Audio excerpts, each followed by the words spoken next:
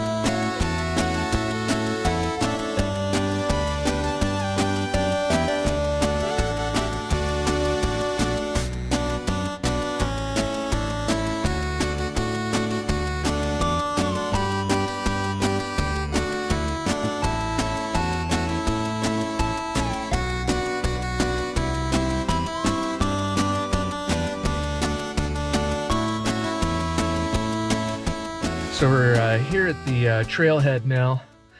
I drank a pot of coffee earlier and been drinking some Monster because you got to unleash the beast. Let's go. So after taking one of the biggest whizzes of my life, I set off on my short journey. And also, to save you from hearing me huff and puff and gasp while chucking my overweight frame up these gorgeous Washington mounds of dirt, I decided it might be entertaining to narrate a little history story for you. I'll speak on some of the basic information you can find about Beacon Rock and the state park, but more later on in the video, and what I find to be more interesting is the history of the Beacon Rock Trailhead itself. First up, here's what you'll find from the Washington State Park's website. A dizzying mile-long switchback trail takes you up 848-foot Beacon Rock, but that's not the only way to a tip-top experience.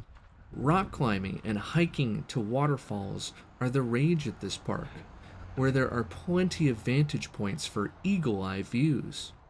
Cyclists and horseback riders also will find trails to the vistas from Hamilton Mountain Saddle, and boaters can delight in the majesty of Beacon Rock from the Columbia River.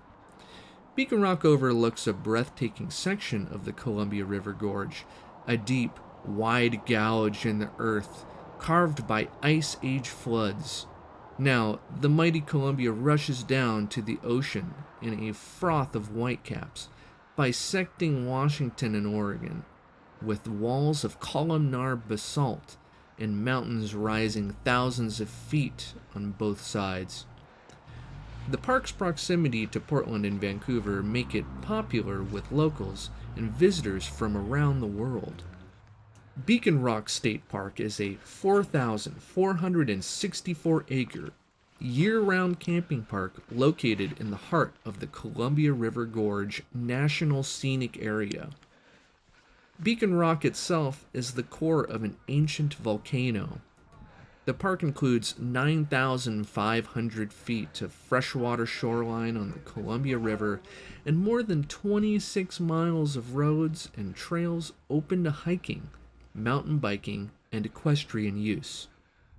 So that's the basic information found readily available online from the official Washington State Parks website.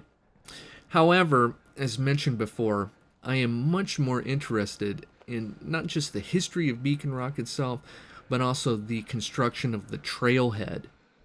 And after some digging around, I came across a scan from an old publication from the WPO.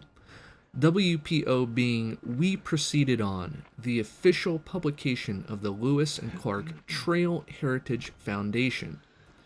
This reproduction contains the monograph from Henry Jonathan Biddle, a serious nature lover and ecologist, who purchased Beacon Rock in 1915, as his story tells, to save it from destruction after it had been acquired by others for quarry purposes.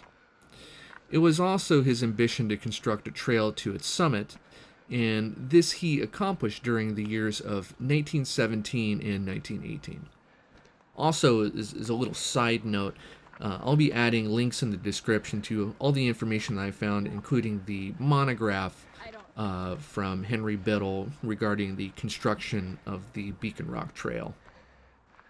Alright, so getting back to this monograph, Henry first explains, "My purpose in acquiring the property was simply and wholly that I might build a trail to its summit.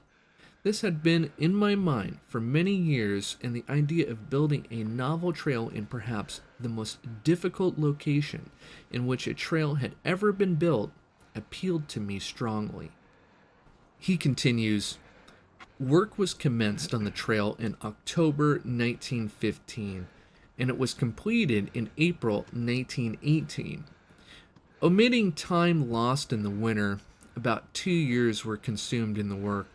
While this length of time might seem unreasonable, it must be remembered that much of the construction of the trail was like driving a tunnel. Only one man had room to work at the head. I was fortunate at the start in securing a very competent foreman in the person of Charles Johnson, who had held a similar position in the building of the Columbia Highway. He not only helped me in many of the minor details of engineering, but also exercised such care in the work that in spite of the extremely dangerous location, it was consummated without the loss of a single life or even a minor accident. Owing to the steepness of the rock, it was impossible to survey much of the trail in advance. That could be done was to drive a narrow trail ahead, selecting the most suitable points as they were reached. After 8 months of this work, not knowing at any time that an impassable point might not be encountered, gentler slopes were reached, and it was possible to climb to the summit and stake out the location of the trail to that point. This I did on May 16th, 1916, and hoisted the American flag on the summit, replacing the small fragments still left of the flag put there in 1901. After that, there was no uncertainty that the trail could be completed as planned. The trail is 4,500 feet long, 4 feet wide, with a maximum grade of 15%. It extends from the North Bank Highway on the north side of the rock to within about 20 feet of the summit. The rock there becomes so narrow that the construction of a wide trail was impracticable, so a narrow flight of steps leads to the uppermost point. There are 52 hairpin turns in the trail, 22 wooden bridges, and over 100 concrete slabs spanning the minor fissures of the cliff. Henry then explains details regarding the construction. By building concrete slabs on the outer edges of the trail, much excavation and consequent defacement of the rock was avoided. But this work was naturally expensive, as all the material, gravel, sand, cement, and even water had to be packed up on the backs of donkeys. At all the steeper points, the outside of the trail is guarded by a railing of wire cable supported on iron stanchions. At many of the turns, there are ornamental railings of wrought iron. The building of the trail opened to view portions of the rock which had, no doubt, never been seen closely by human eye. It revealed unsuspected beauties. The color of the cliff, due to mosses and lichens, varies in every shade of gray, brown, and green. During the winter months, this coloring is most beautiful, and from April to November, there is a succession of wildflowers blooming in every crevice. Not counting the blooming shrubs, there are probably not less than 60 species of flowers blooming on the rock, a remarkable number for such a small area. Space does not permit the mention of all these, but One of the most notable is Penstemon rupicola, a bright crimson flower growing from imperceptible crevices in the face of the cliff and blooming about the middle of May. Later in the season, Penstemon richardsoni, pink in color, blooms in profusion on the south side of the rock, and at the same time the bluebells, often mingles with it, give it a wonderful contrast of color. The view from the summit is beautiful and unique, due to the fact that one looks down almost perpendicularly, as from an aeroplane. The range of vision embraces the gorge of the Columbia from Wind Mountain to Crown Point. Yet, in my opinion, the views ascending the trail are the most beautiful. The distant background is then framed by the rugged contour of the cliff in the foreground, and to see, one should stop at every turn in the trail and take a good look. Henry then concludes by imparting some rather harrowing but necessary words. Since the completion of the trail, it has been open to the public without charge and with only the restrictions that would be enforced in any public park. But it is a sad commentary on our civilization that a few among those who visit Beacon Rock seem to delight in doing all they can to destroy its beauty. Mosses and ferns are torn up along the trail, the wildflowers picked, loose rocks rolled down, and names scratched at every available point. The perpetrators of these deeds, when called to order by the caretaker, often retaliate with the vilest abuse. When will the uncivilized element of our population be educated to the point that it will be content to enjoy beauty without trying to destroy it? Even though Lewis and Clark named Beacon Rock back in 1805, I think old Henry Biddle here was truly its savior. He protected this land from industrialists and later gifted it back to the state. So this rock is our rock. Thanks, Henry. You rock as well, my friend. Anyways, that's just about enough from me. The rest of the hiking footage will unfortunately just be me breathing heavily and possibly whispering tiny prayers in hopes I do not get a collapsed lung. So, on that note, thank you for watching.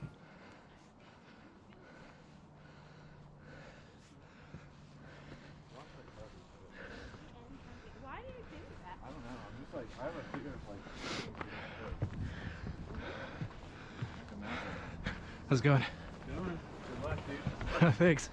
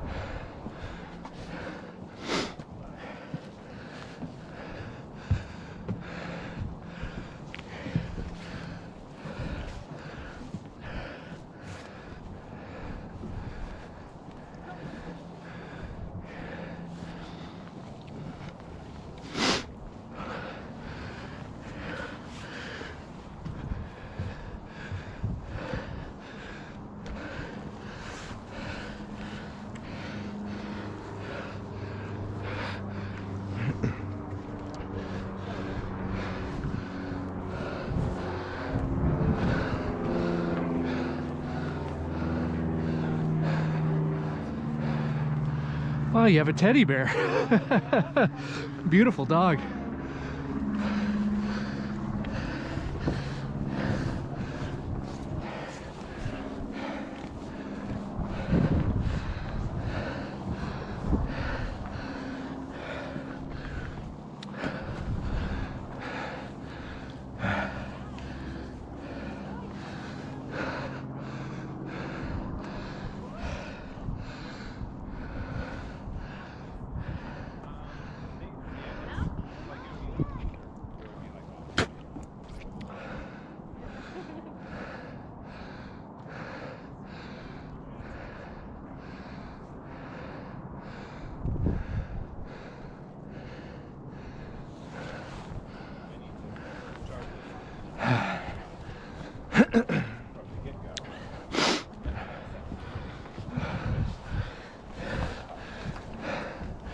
Let's go on.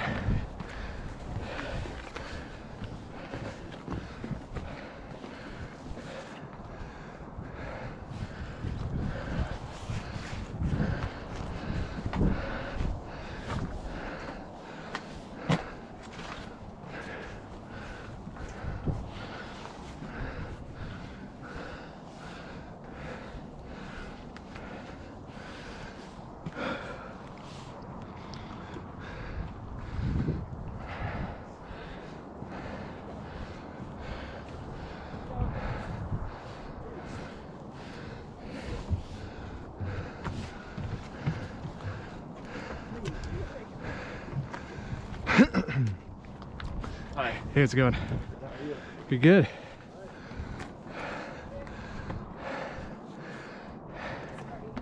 No worries.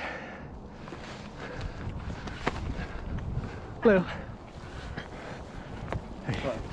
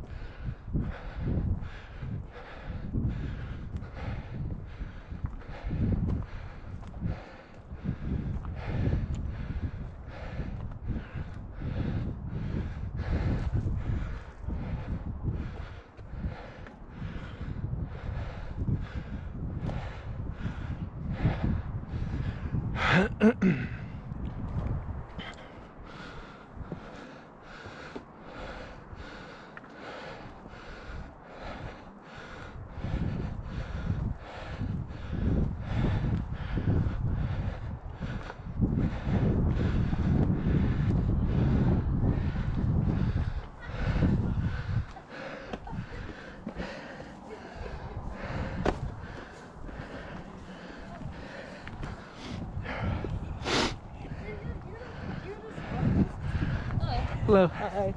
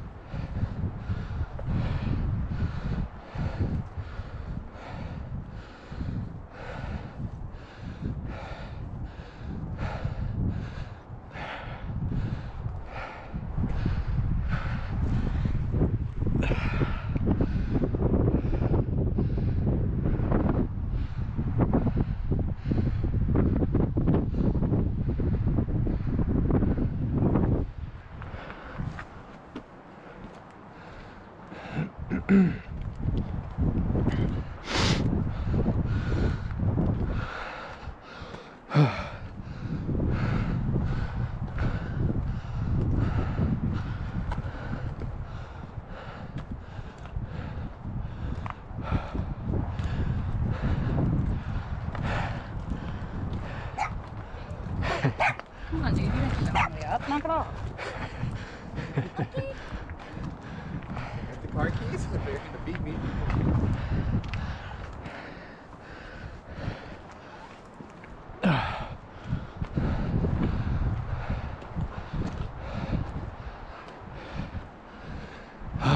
Man.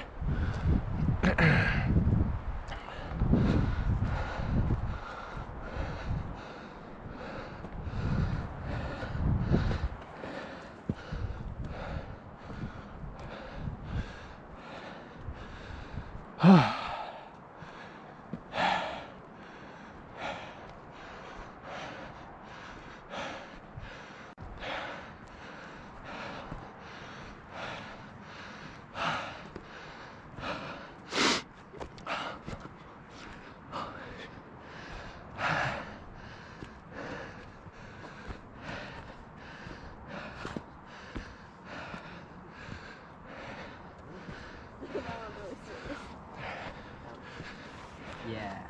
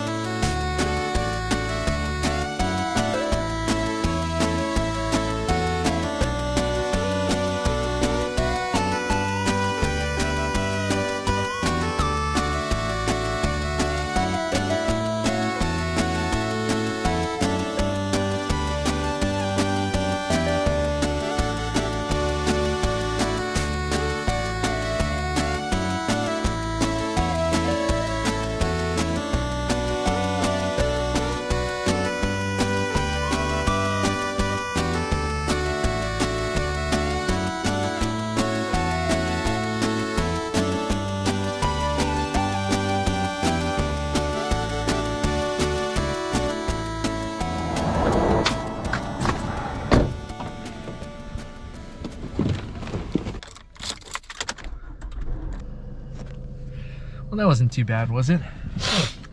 Well, till next time, keep on sipping.